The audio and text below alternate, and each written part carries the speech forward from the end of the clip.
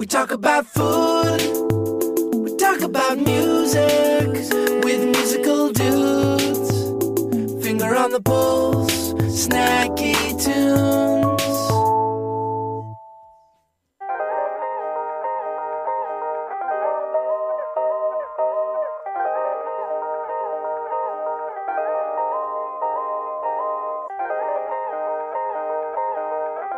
I talk nicely to them and try and get them to come closer.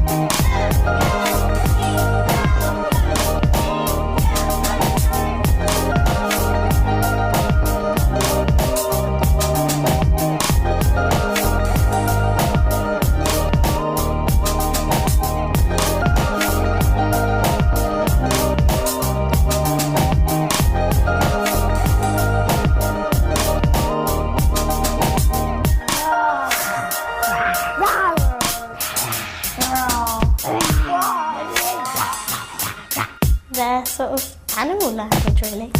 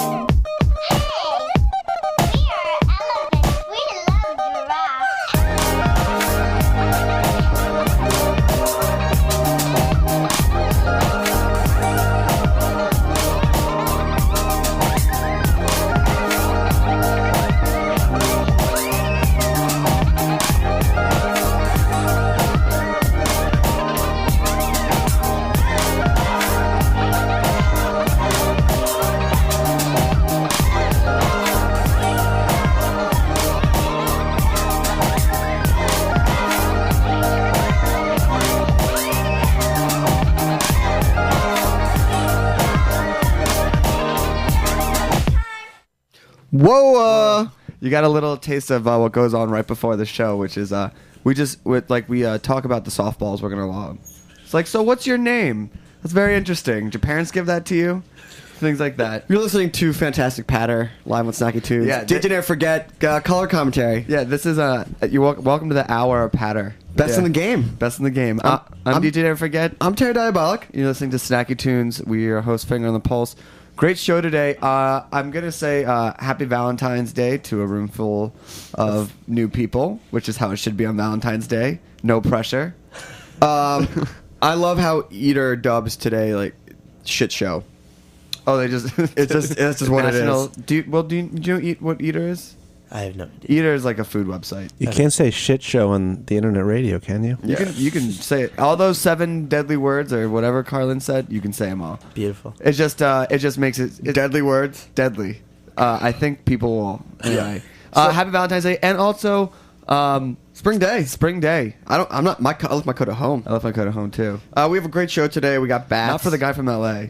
Yeah. He's like, Oh, come what on. is this? It's So many silly sweaters. We got Bass coming up later in the second half. Going to be DJing, talking about the amazing sold out run you've been going on for shows. Yeah.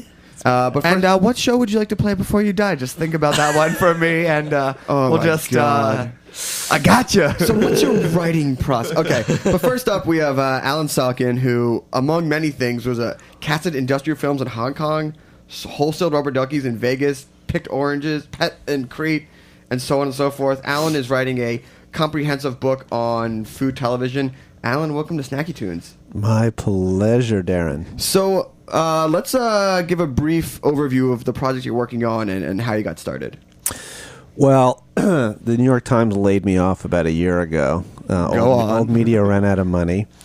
And I thought about what I wanted to do, and I'd written a bunch of stories. Most of my stuff was in the style section, and I'd written stories about the culture of food and food media, not so much like how to cook something, but who were the guys who put together food television, who's the most powerful agent, who's Bobby and Rachel's agent, and who runs the big food festivals, and how does this all happen? And I just realized there was no book that really told the story of how, in 20 years we went from a couple shows on PBS to the more household names being created from food TV in the last 20 years than anything else.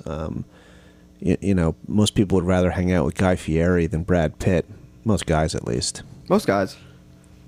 I don't know. I don't know. I think if Brad Pitt went on tour, I guess if Brad Pitt went on tour, it would be fun to hang out with both of them at the same time. Yeah, that'd be good. That'd be good. I think I just would watch them put their celebrity ego on go toe to toe. I've met Guy Fieri. He has no ego. Really? Yeah. He is nice. The only problem with getting close to him is you can cut yourself on the ends of his hair. Bam. I was gonna say he's of all the people, he knows exactly what the deal is. He knows where he came from. He has no misunderstanding of what the deal. I find that to be true of most of the food celebrities. Yeah. They're from a hospitality business, and they're nice people. They really are. Like Aida Mollenkamp is one of the nicest people I've ever met. Yeah. She's a doll. So, although she no longer, my emails to her are bouncing, so maybe I don't know. Maybe sending 50 in a day to her was a mistake. Maybe you're asking Aida too much. Exactly. Wow. Anyway, so the book I'm doing basically tells the 20-year story of how Food Network was born. So this is about just the Food Network. No, well, Food Network is the main character in the story. The protagonist, if you will. Exactly. And then, about halfway through its life, all these other channels start coming along with Bravo, with Top Chef, and more competition, but it's still going to be looked at from Food Network's perspective and seeing these competitors come up and how they react, and then how do we get where we are now with Cooking Channel launching and a whole new world opening up. If that's the protagonist, who's the antagonist of the story? I think the antagonist of the story is Food Network also. Yeah. Because that's the question. It's what is the black it? Swan. Yeah, is it good? Is it bad? Everyone wants to know. And there's one question that everybody who studies this wants to know that no one can figure out even how to answer, which is does food TV make people cook more and cook better? I think you are not part of the equation. I'm not part of the equation? No. I think it does. I think it does. I love The Frugal Gourmet. That's who I grew up watching, and there's no question. You have to remember that before there was a sort of a dark era after World War II, and before cooking shows really took off again, that cooking was not so much about preparation, but about hosting and service and things like that. And whatever the easiest way to host, that was considered good cooking. So do you think something like halfway homemade is... Semi-homemade. Halfway house. That's the governor's wife we're talking about. Or fiance. Do you think shows like that where it's, a lot of dump and stirs, that's moving in a good direction just because they're cooking, or do you think that's part of the issue? I don't even know what the... I just think it's... if the question is who's watching, if you're taking somebody who was making no homemade, well, semi-homemade's better. And it's, the thing is, all these recipes are on the internet, and you see something you like, and some nights you want to make it semi-homemade, some nights you want to make it fully homemade. I don't think any of it's bad. I have a lot of respect for what's popular. Obviously, people want something what Sandra Lee is presenting. Right. So it's not good or bad. It's just Food Network is a business, and they know how to deliver what people want, and then the question is, should they be doing more or not to shape what it is we want? Well, you're looking at two different types of programming for the Food Network. You're looking at the daytime straight education, which most people have on, and this is from my own personal experience going on the road is that they don't even know what's on. They just leave the Food Network on all day. Yeah. And then you have entertainment, which is during the prime time, and that's a less focus. It's food as a theme as entertainment, but you definitely don't get, shows like Throwdown or something like that or Iron Chef. You can't cook from those shows. Well, let me answer the second part of that first. But you do learn how to order off a menu. And if you notice, menus are getting more and more sophisticated because on Iron Chef and on Top Chef, there's all kinds of weird ingredients. And people are educated, and waiters now have to know the answers to, like, well, is your cod from the deep sea trench off in New Orleans, off at Louisiana, or where's what town in Italy is the pancetta from? I mean, is that a trend across America though, or is that I think it is. That's not just a bi-coastal trend? No, because people are watching these. I wrote a book about Festivus once, and people make the mistake of thinking that Festivus was a holiday introduced on Seinfeld. People make the mistake of thinking that Seinfeld was only popular in New York and L.A., where the Jews are. And in fact, you don't have a hit show on television unless you're popular, in Peoria. No, and that's where Food Network makes its decisions, from Peoria, from the gut of the people in the middle of America. Right. And those people now know, in Peoria, they now know, that there's different kinds of prosciutto, And I think that type of development is great. I think those types of improvements on people understanding food is fantastic. But I think there is becoming more and more of a separation between knowledge and actual application. I think you're right. But, what I think about the reason that people keep the Food Network on all day is not because they want to learn how to cook, those people who just have it on compulsively. It's because we're living disconnected, kind of sad lives away from our loved ones in urban centers, and having these giant televisions, which we all have now, except for you, having these giant I have a big TV. We have a huge TV here. Yeah. Huge Well, TV. you're in TV. You should have a big TV. Of course. But anyways, selected viewing. we have these large televisions that if you look at them, they almost look like you're actually looking into a kitchen that's actually in your house. And then you have this usually quite attractive male or female in there making something that looks delicious. I mean, if the TV could spew out a smell, it would be perfect. They're working on it. I know they are. Smell-o-vision. So I can't wait to see when they start doing Food Network 3D. It's coming. Is it really? are they actually filming in 3D yet? Not yet, but Of course it's coming. It's coming. Everything's been done in HD, and now they'll do everything in 3D. And let's take a pause. Let's talk about the Food Network. Let's talk about the Cooking Channel, and let's talk about the competition, because I think other channels are primarily focused on entertainment. Discovery Home gets into the actual education a little bit, but we're talking to Alan. He's writing a book on food. We're talking all things food and music. And we have a song coming from Colin Stetson that my friend passed to me. I think it was, I have to give credit that I think they got it from Pitchfork, but it's this totally wild baritone sax record that really is crazy, and we're going to play a track off it, and then we'll be back with more Snacky Tunes. Of all the wires, it was the wires that were the wires for empathy that we loved beyond all the others. Of all the wires, it was the wires that were the wires for empathy that we loved beyond all the others. The sound of that much light streaming in, ghosts made of smoke and paper trees.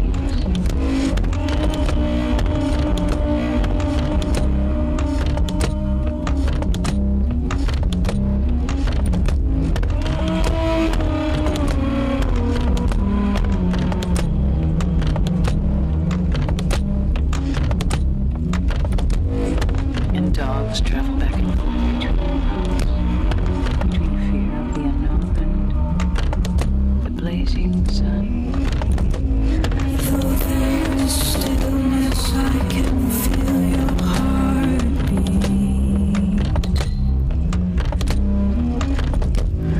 Though I can't see you, I can hear a sound. So tell your secrets to parents. Through the veil, I feel your his father and to his father. Reaching through to the other side. To this conversation itself just a substitute. Reaching through to the other side. Words rattle. Reaching through to the other side. Puffs of air.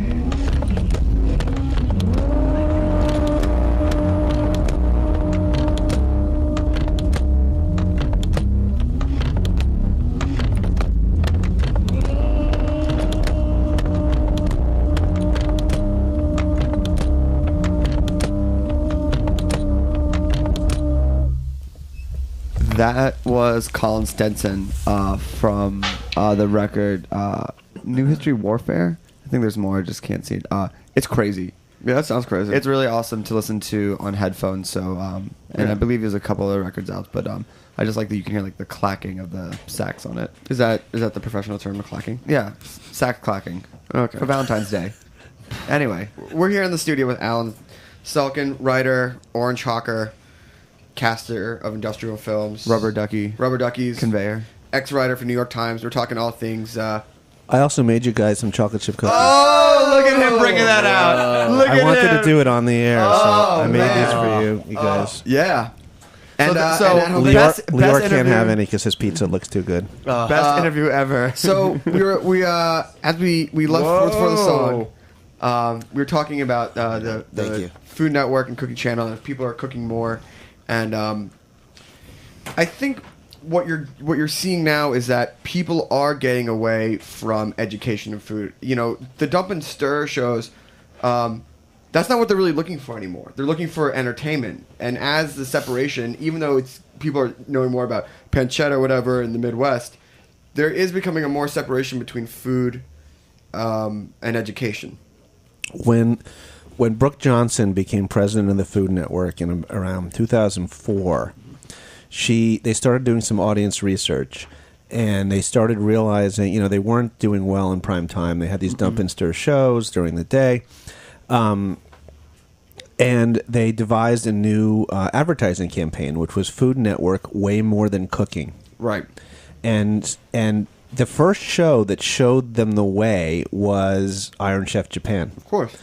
And everything is descendant basically of Iron Chef Japan. And this is the problem of cable TV. I say is there was this promise of narrowcasting, that you could have special channels for special things, but the business of TV is that everybody wants to maximize their ratings all the time. Right. And so everyone rushes towards what's hot, and competitive television is what works. It's a formula that does not seem to be going away. Let's talk about competing networks and how, over the last few years, Bravo, I know there's Top Chef, but a lot of those things came out of Queer Eye for the Straight Guy, but Discovery Home, even Science Channel, the show that I worked on, Blaze Off, Travel, with Andrew Zimmerman and Anthony Bourdain, they are encroaching on the Food Network, and you see actually a lot more progressive thinking on these other networks. Well, Bravo, Queer Eye is what everything descended from. Right. They realized what they had, and food was one of the categories. And I do think it's a cultural question of how hip. I don't know how else to say it other than you're right. Bravo. There's a quality to Top Chef. Not saying it's better than what's on Food Network. It's just different. But it's something that you just almost couldn't imagine Food Network doing, But they did with the Top Chef and Next Food Network Store. Those to me are parallel shows to Top Chef. They found out a way that they could make a show that was like that but played within their world. You're right. Although, Next Food Network Star, the original, was actually on before Top Chef was on. But was it it? has, but it has evolved to be more like Top Yes. Chef. And it's hard sometimes to tell the difference. They have Judge's Table, and it looks very similar with the cameras. And I think still there's a quality to the Top Chef. Almost when they show them in the apartment and whipping each other with towels and sexual innuendos. There's just stuff that they wouldn't do on Food Network. No. Did I miss the towel whipping scene from the season? There was, I think, season 4, season 5, like these two chefs hooked up. It was the only time there was any sort of sexual activity in the entire show. they're like we have, and a it was real it was moment. like it was like a half shared kiss on a couch. But even Tony Bourdain, he was on Food Network first. He was 2 seasons, and it wasn't working. The audience wasn't that into it. It's also, what do you expect when you tune into Bravo? What do you expect when you tune into Food Network? That period is not the period that I have done my deep reporting on yet. So I can't tell you my fully baked opinions on exactly who is what and what's going on. They have a new show out that our friends actually went to a taping of. It's called 24-Hour Restaurant. Yeah. And it's essentially just restaurant wars from Top Chef that they turned into an entire series. That's exactly what friends of mine say. But yeah, a friend of mine, Gabriella Gershenson, is one of the judges on 24-Hour Restaurant Battle, and it's true. I mean, I don't know what to say. You're right. I mean, it's the same way they deconstructed it, because they were like, oh wait, what do everyone get excited about, including the chefs from that thing? And they're like, oh, restaurant wars. And yet 24-Hour Restaurant Battle is actually a really entertaining show to watch. So maybe we just weren't getting enough restaurant wars, and Bravo should have had started their own restaurant wars. Is it a Bravo show? No, Restaurant Wars is a 24-Hour Restaurant Battle is a Food Network show. But this is the thing that is I guess a bigger question. You look at these networks, like you look at Bravo that has a hit show like Top Chef, and then you look at something like Travel that has no reservations, and they don't expand beyond that. Like, they might have a show where food is popular, but they're never going to, Bravo is not about to get in the food game. Well, why do you think Cooking Channel was moved up 3 or 4 months from its original launch date? They are seriously concerned that someone else is going to start a food channel. Yeah, but I mean, why wouldn't Discovery's? Discovery Health, Discovery. I know. Why wouldn't they? Because maybe they might, but Discovery has been in the food game for quite a few years now. They did Inner Chef with Marcus Samuelsson years ago. They did Go Ahead, Make My Dinner. They did the guy from. You just made that up. There's no such show. It's a good name. I PA'd on that show. Okay. And whenever the winner won, they said it was some odd English phrasing of like, you've gone ahead and made my dinner. I mean, it was anyway. That guy in Brooklyn who did Schnacks or whatever, who had that restaurant, he had a show in there. They had Backyard. I mean, they've had enough shows. But is that possible? Because that's the thing that we keep talking about. It's like they could make new shows, but to create like the backbone of a 24-hour network, they would all still be probably pulling from the same amount of shows. There are so many food shows out there, all over the world. That you could but every day at Food Network, they could syndicate what's already out there. But every day at Food Network, they get 50 guys coming in pitching new shows. There are food producers all over this town with ideas. Darin included, and you just put up a sign saying, "I'm starting a Food Network," and you'd start getting pitched. I guess I never asked this question, but would it be more expensive to go back and syndicate the shows, or to be like, here's No. I mean, we shot Dinner with the Band on literally nothing. It is so cheap to buy some of this programming. Yeah, it's way cheaper. I mean, you didn't answer. Way cheaper to syndicate. Okay. There's a show that's on Cooking Channel now called Food Jammers, which was originally shot for Food Network Canada, and it's just not very expensive to buy this stuff. Or David Rocco's, Dolce Vita, an Italian show, and that it's 5 or 6 years old. I mean, and they're showing stuff. I mean, they were showing Julia Child stuff. I actually like that they're doing that. And I love like Two Fat Ladies. I mean, but I think that type of stuff, like the old sort of not forgotten, but those type of shows would be great if it was paired with something. But they're pairing it with sort of middle to new. Like it's Food Jammers is like new, but it's not new enough. But they have some good success. Like Bitchin' Kitchen is a really good example of them stepping a little bit out of their comfort zone. Yeah. And having a show that is paying off both in viewers and in like a younger demographic. I agree, and I like Bitchin' Kitchen, and I think it's probably where they should be. But to be fair to them, only in today's day and age would we be sitting here now 6 months after the launch nitpicking them. I mean. I don't think it's... They get time to develop their voice. Absolutely. And, it took Food Network, 5 years. Yeah. I mean, it was rough at first what they had on the air. No, I don't think it's a matter... I think it's just a matter of analyzing and seeing, like, what they're doing well and what they're not doing. If anything, at the end of the day, the fact that they realized how much food programming, how much programming there, and they launched a whole other network.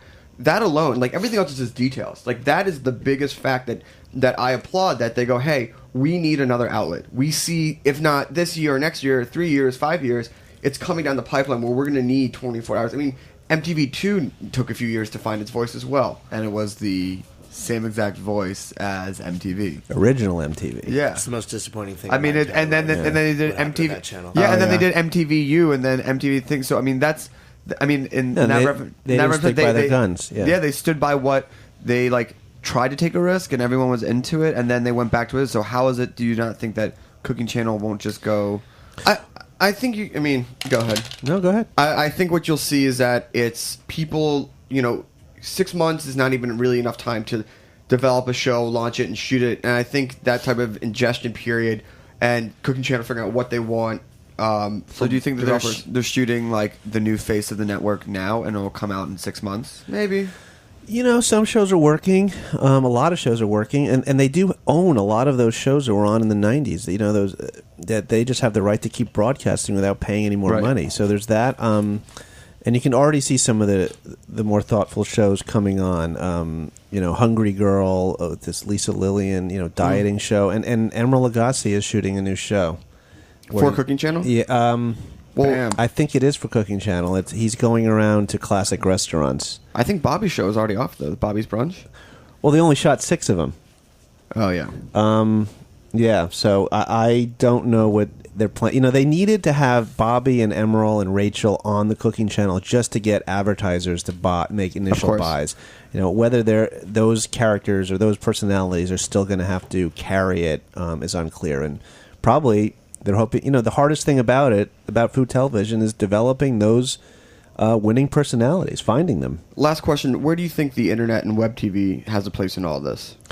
Well, when they first started Food Network, there was almost no internet, or nobody knew about it, and they started getting people sending self-addressed stamped envelopes, by the thousands, even though there were only thousands of viewers, to get recipes.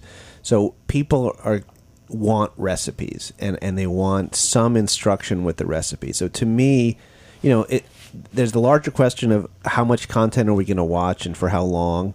But specifically to food, I still think it's going to be largely recipe driven for a while yet, especially among the masses. Yeah. Well, Alan, thank you so much. The website is Alan Salkin. That's ALLENSALKIN.com. You know what? We've never asked this question, but is there anything from our listeners that you would want, since they're food people as well, that they could possibly send you to help you since you're in the middle of your research? I would like people to send me like brushes with fame, their experiences, meeting food celebrities, whether they be everything from mundane to lascivious. Will, do you have something? Well, me and Leo, my press agent, is in Go the room. into the microphone. Come closer. Me and Leo, my press agent, who's in the room with me, we went out to lunch a couple of weeks ago before tour, and Emeril was like there being filmed and like eating a hot dog, and we were like behind him in the shot, just sort of like, it was amazing, and hilarious and weird. I'm And then we eating a just hot left. dog. Yep. And Alan, where can they send stuff to? Excuse me, French dip. A French dip. French dip. Where was it? Where was it? At Philippe's. Philippe's. Yeah, you can send it to Salkin, S like Sam, ALKIN, at alansalkin.com. That's ALLEN, Salkin.com. Salkin at alansalkin.com. Awesome. And we'll have you back for the official book launch. Definitely, my pleasure. Awesome. So, we're gonna do a little. We're gonna play a PSA, I believe, and then we're gonna do a musical break. PSA. Cookies are Yeah, amazing, by yeah. the The way. cookie. Oh, but yeah, that whoa that we had excitement. That's like the trick, right? Like last week, Michelle brought us like a whole spread of cheese, like for future guests, not music oh yeah, guests. we'll have you back. Oh yeah, we'll have you back. Yeah, maybe a little less salt this time. That's cool. But my Alan, you had a comment. You don't like my cookies? No, No, they're they're a good joke. No, they're great. I love them. Those are good cookies. Those are good cookies. Do you have a title for the recipe? It's Toll House. Up and coming brand. So one of my favorite one of my favorite songs of all time is a song called Matt Pond PA, and I always like to play it. It's called Summer's Coming, which I feel today is pretty appropriate since I'm not wearing a jacket. And then Men, JD, we had her on the show a while back. They put out a new single today. featuring Anthony from Anthony and the Johnsons, and that just came out today on I Am Sound. So that's going to be a musical interlude. You're listening to Snacky Tunes. We have Baths on next, talking about food and other things. I got some questions. Like hard hitting softballs. How do you warm up for a show? Yeah. What's your muse? What's your favorite way to wind down? So we're going to play a PSA, and then we're going to play some music, and we'll be right back. The following is a public service announcement from Heritage Radio Network. Every Sunday at 2:30 p.m., tune into Cutting the Curd with Ann Saxelby. And if there's one thing Ann Saxelby knows, it's cheese.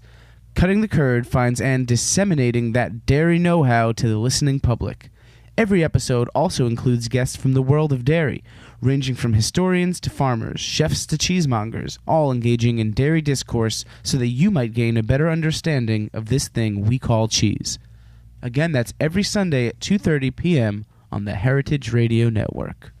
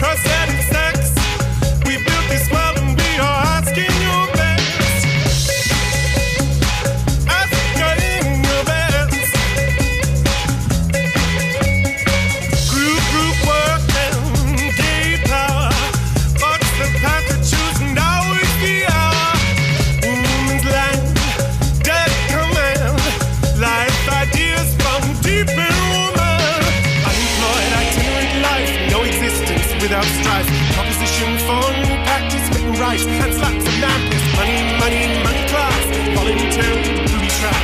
Money, money, money crash. Vanessa hits the glass. Who am I feel so free? Who am I feel so free? Who am I to feel so free? Who am I to feel so free?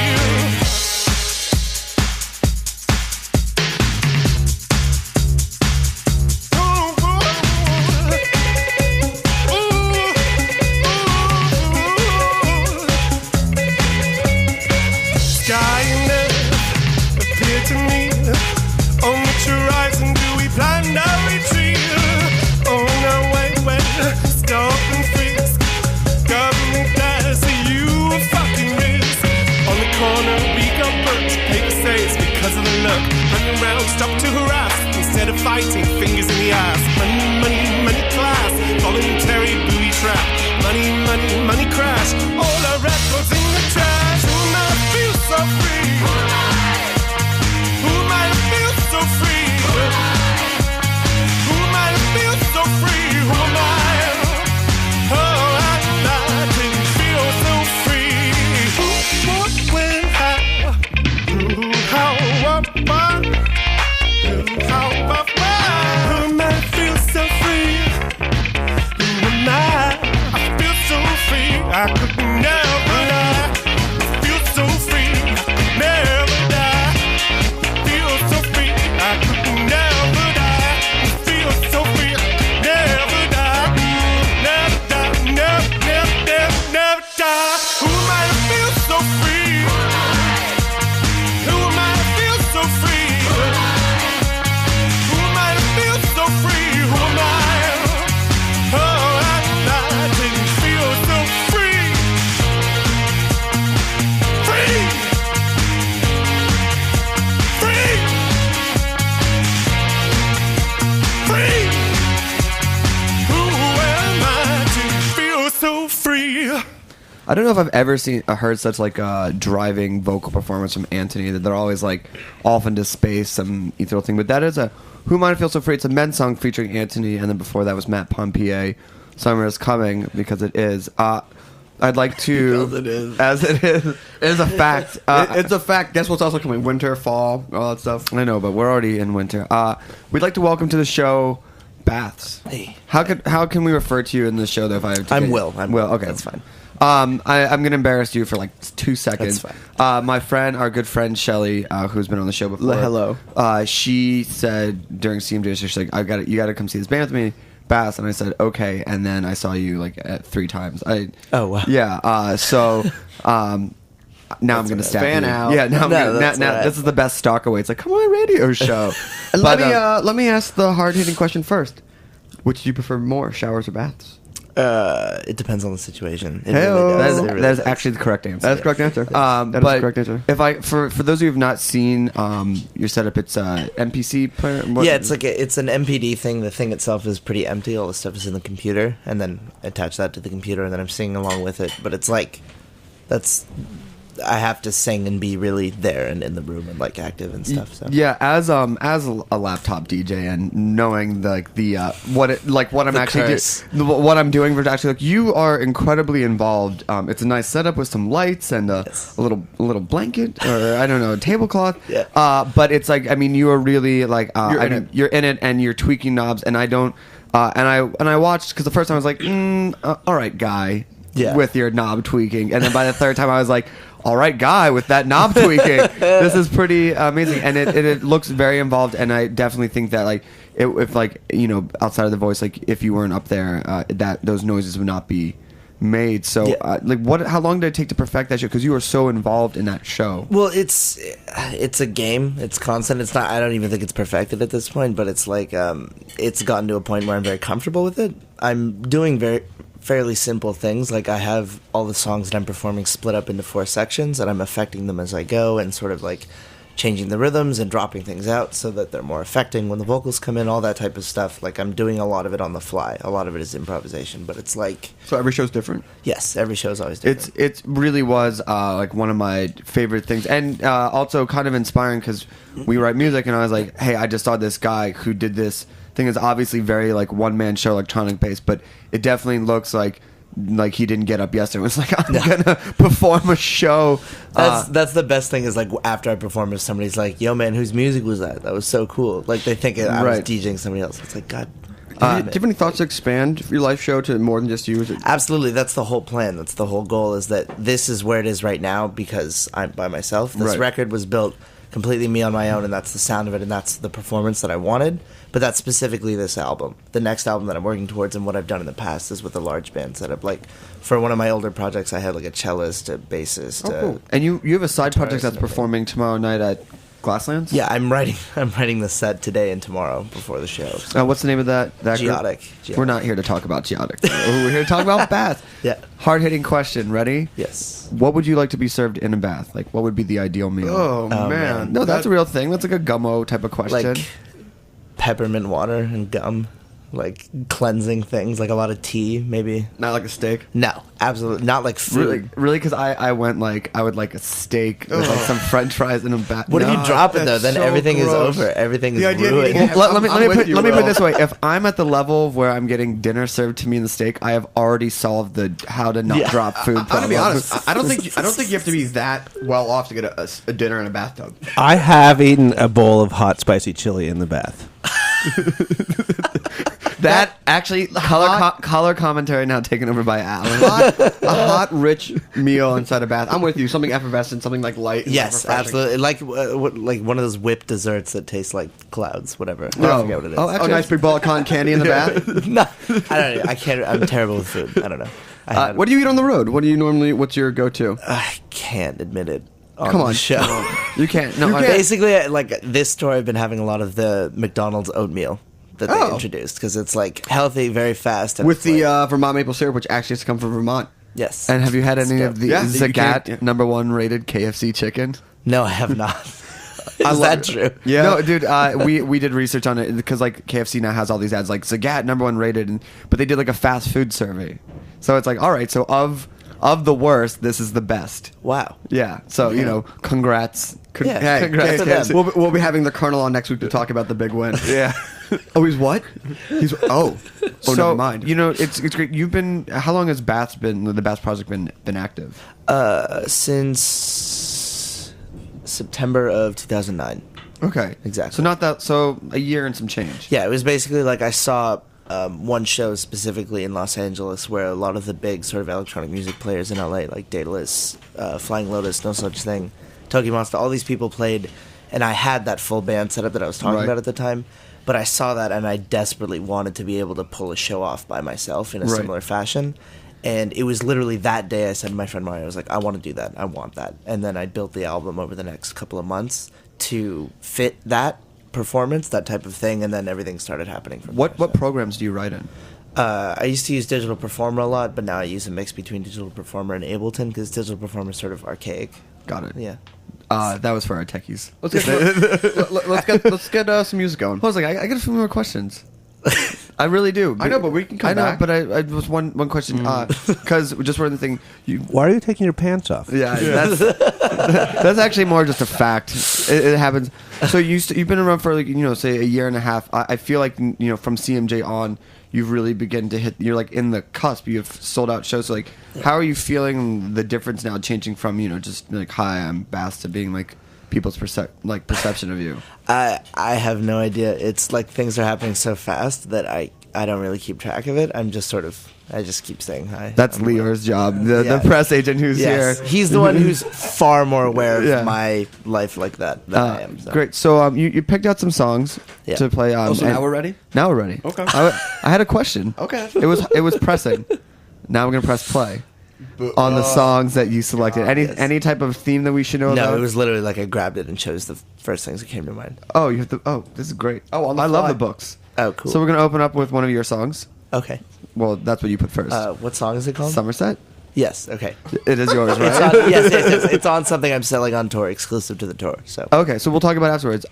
This is we're gonna keep eating. There's so much pizza and So cookies. much pizza and Put cookies. pizza and cookies here. You're listening to a Bath's hand selected on the fly playlist on Snacky Tunes.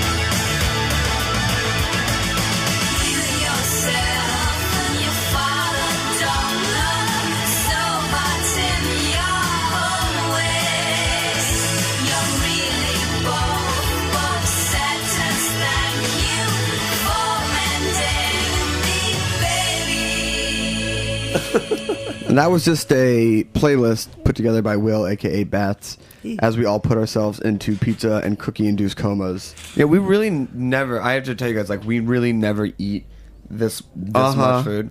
Are you serious? Yeah. And I would like to tell you that every week we eat this much food. All right, we normally don't have cookies, which are delicious. Yeah. Yes. Oh, what do we say about phones? So close. No. I'm trying to be a jerk about it. Try to be a jerk. It's not even working. Oh, There it is. There it is. There it is. Is it important? Heritage. Is it important? Not really. Oh. So whoever is calling at 2:58, Alan, it's record on the podcast. Yeah. Not that important. Not that important. I was trying to. I mean, it's more important than either of you two guys. But then. Hey, it's we're not like, very thank everybody important. coming Snacky Tunes. So we'll talk to us about some of that music. Oh, okay. How Well, it inspires you as an artist. I can't even remember what songs did we do. You know, We started off with the books one. yeah, but you don't think it was on shuffle, so I don't even think we went in order. Okay, well, I know for like, if it's a cool point, the books, one of the best shows that I've ever seen in my life was seeing the books at the Getty Museum in LA, which was a that's total pretty surprise. amazing. It was before I had fully dove into them and everything, and I saw it, and they said themselves at the show that it was one of their favorite shows and favorite venues. That It's really nice when you can. Really special. It's funny because I saw the books here, and they said it was one of their favorites. I think it's really Awkward. nice when you can see a band and you can tell that they're having a great time. That's There's so what many it times was. you see a band and you're like, that was great, and they're like, oh, we played like crap. Yeah. Do you know It's what? like, well, keep it to yourself, man. Yeah, exactly. When I saw you the 3 times, and this is where it gets really creepy and fanny. Go. You really did look like each time was like you were having the best time, and not only that, you were incredibly appreciative of the crowd. Yeah. And like so happy that they were with you every minute, and that's Yeah. why I kept. I think I was like I told Darin, I was like, hey, you got to come see this guy with me because it's one of like. I mean, I feel like I've seen so much music, and for CMJ, you just become like so numb to it. So Yeah. I saw you Brooklyn Bowl. Oh, cool. I was cool. 10 sheets to the wind. I had a blast. Did you Up wait? front, I was like, yeah. Did you?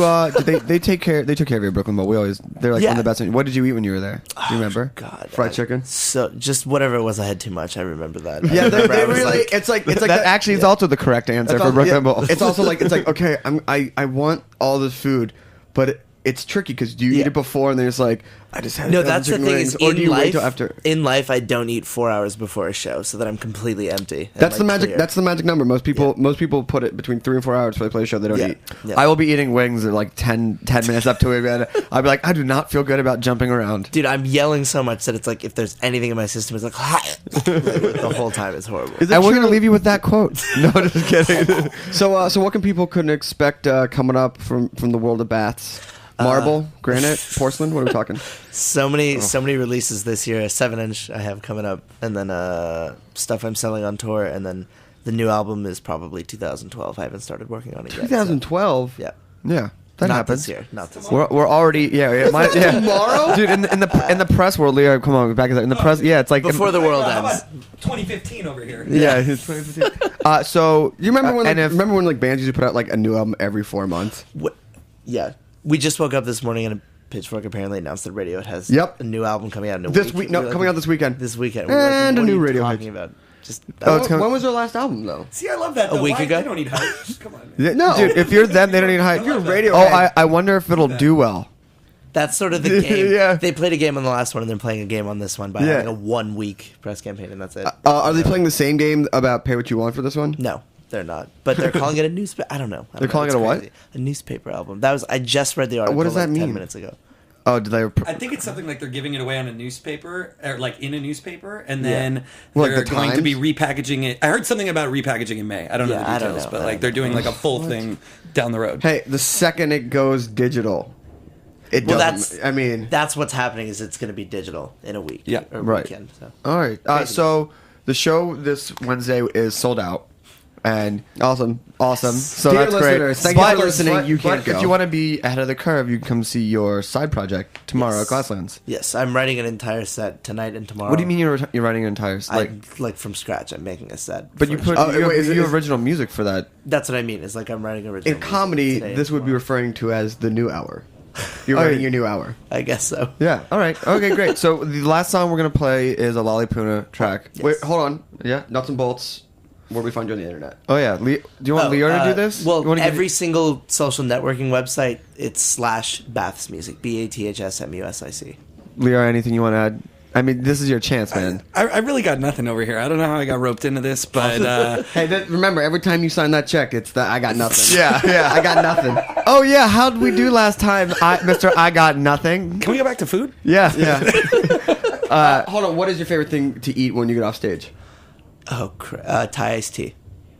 That's That's not fine. That is also a correct That's fine. answer. That's a correct answer. Hey, just to let you know that you batted 1,000 today. Yeah, you answered everything correctly. So let's thank you, Jack Inslee. Thank you, Heritage Network. We got a big announcement coming. Is it next week? Is there Something like that. Alan, Alan, great. Yes. And I was good. who's I forgot to ask, who's putting the book out? We are debating between publishers at the moment. Awesome. That is also the correct answer. Everyone We does have so great well. answers. Yeah, We everyone did does so so well good. at the show. And we did pretty well. Just a couple bites left of pizza. And Can we a few thank cookies. Heritage for the rack of ribs they gave us? Oh yeah, Heritage. We had a meeting with the head of Patrick. Heritage, Patrick, and he said, "You guys want to take anything?" And because you guys don't know, but Heritage background is it's a food company. They give us 2 sacks of stew meat, a ham hock, and some ribs. Yeah. What has your radio station done for you recently? So it's going to be a wonderful dinner. A Porky Spring. Yeah. Next week, super excited. Alan, you're a good buddy, Jordana Rothman. Jordana Rothman. Oh, yeah. Jordana Rothman. So for all those who don't I just know, had dinner with her at Goat Town in the East Village, which we can not recommend. and guess what? I love it because Go Town feels that is the incorrect answer. I really love talking to Jordana about food. Her wit and her remarks are always they make me titter. Jordana was my assistant. Oh, when I really? put out the Festivus book. Yeah, Jordana helped me make Festivus nails, Festivus shrimp impaled on mini Festivus poles. Her wit is her wit is from a different era, and I love it. But just so you know, for any of you Snacky Tune listeners and podcast fans, Jordana was on a year ago predicting food trends of She was on twice. You have to remember. So there was one where she was on by herself, and one with Mark Pastor. The one where she was on by herself, she did a prediction of 2010. And so this is the year after follow-up, which I am surprised it's been a year. So if between now and then, if you want to go to our podcast, Snacky Tunes, and look for Jordana Rothman to brush up on it, as we will as well. And then we will just have an hour-long food special next week for predictions of 2011, even though No music, right? No music. Just food. We're going to talk. Food. Jordana is worth the hour. Really? Yeah. Oh. All right. This guy seemed all right, but whatever. Wow. Wow. All right. Phone call not important, and a bit of a bum out. Hold on. No, it's just that there's so much. Jordana's wonderful, and you guys will have a great show. Yes, Thank and you. I want to say this, that I've gone back and listened to the show. She got a lot right. Oh, all right. Well, we'll She got save a it. lot We'll right. save it for. We can wait. We waited. Spoiler. Save it for the sequel. All right, so here we go. Thank you for listening. We'll be back next week with Jordana Rothman. This is See the Wood for the Trees bonus track. Bonus track off what? The new Lollipop album. Oh, fantastic. Anything, Terry? That's Bring It On Spring.